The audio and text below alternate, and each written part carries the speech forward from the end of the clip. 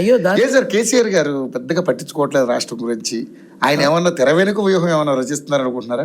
తెలిసి ఎందుకు అడుగుతున్నా? మిమ్మల్ని మీ దగ్గర నుంచి కూడా కొంచెం నేను రాబట్టాలి. అలా కాదు, రాబట్టడే ఉంది, అడుగు చెప్తా. రాబట్టాల్సినంత కష్టం నీకు ఇవ్వను. ఓకే, కొబ్బరికాయ బద్దలు కొట్టండి చెప్తా. చెప్పండి. నాకు ఒక మాట చెప్పు. దేశంలో ఏ నాయకుడు చెయ్యనంత బలమైన యుద్ధం చేశాడు కేసీఆర్ గారు. అవును, బలమైన యుద్ధం చేశాడు. బక్క చిక్కిన అస్థి పంజరం లాంటి శరీరంతో కనీసం కూర్చోవడం కాకుండా పడుకొని రాష్ట్రాన్ని సాధించుకున్నాడు. అవునా?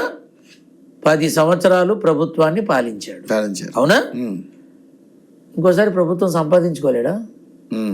రాష్ట్రాన్ని సాధించిన మనిషి, 10 సంవత్సరాలు ప్రభుత్వాన్ని నిలబెట్టిన మనిషి, 10 సంవత్సరాలు దొరలు అన్నారు, నవాబులు అన్నారు, వీళ్ళన్నారు, వాళ్ళన్నారు, 10 ఏళ్ళు కంటిన్యూగా ఉందిగా.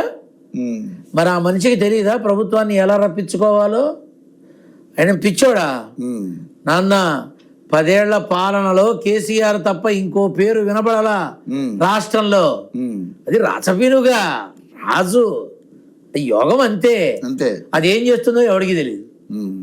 చేసేటప్పుడు మాత్రం చేసి చూపిస్తుంది. వెయిట్ చేయాలి అంతే. కవిత పరిస్థితి ఎలా ఉండబోతుంది?